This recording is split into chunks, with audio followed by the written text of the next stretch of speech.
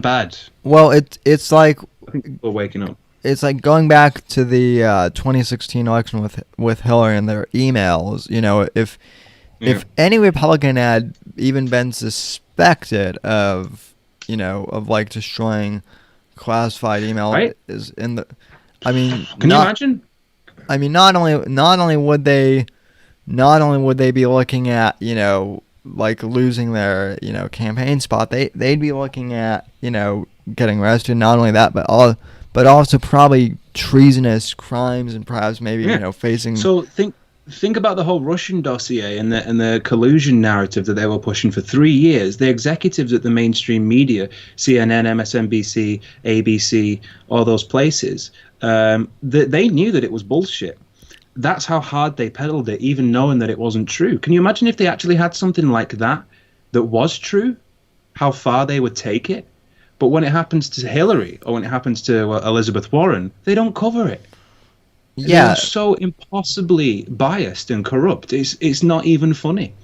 yeah, and then we get this Ukraine thing with Trump about like 2 weeks ago, and it was just a phone call from and then there was the Yeah, whistleblower which and never got verified, and that was all. he released the transcripts that exonerated him from any of that shit. But didn't it start out with Hunter Biden and they just flipped the blame to Trump? Like, Yeah, well, what about Hunter? What about the Bidens? so the story with the Ukraine thing that was interesting um was from what I understand that the phone call was like basically the Ukraine president telling Trump, hey, we you might not know. I'm paraphrasing, of course, obviously, but it was essentially like, so hey, I don't know if you know this, but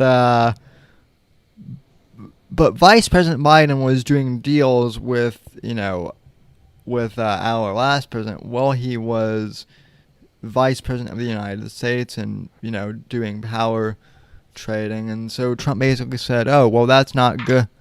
Good, why don't you help investigate him and do?" And so then the media ran off with, "Well, Trump's trying to have Ukraine investigate like a potential political opponent," and it became that instead of you know what was Joe Biden trading with Ukraine during his Yeah, time as vice president. So it became that whole fiasco.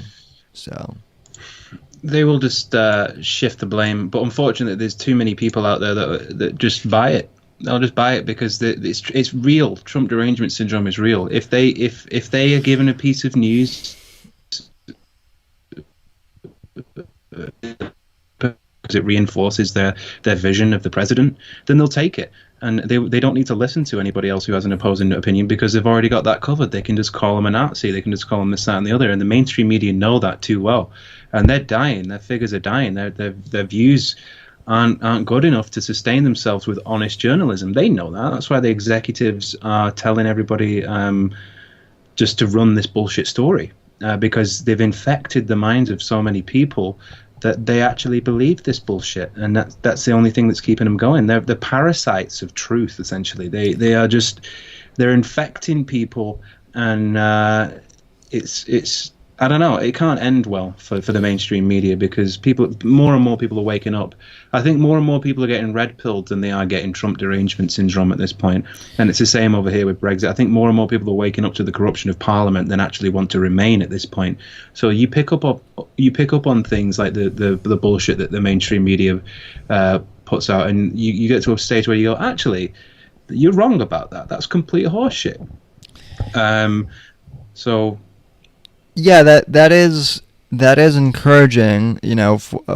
I mean, I think at this point our biggest battle, as like conservatism is mainly on the content creation side with all these major companies, and also with cancel culture. I don't know if Mm-hmm.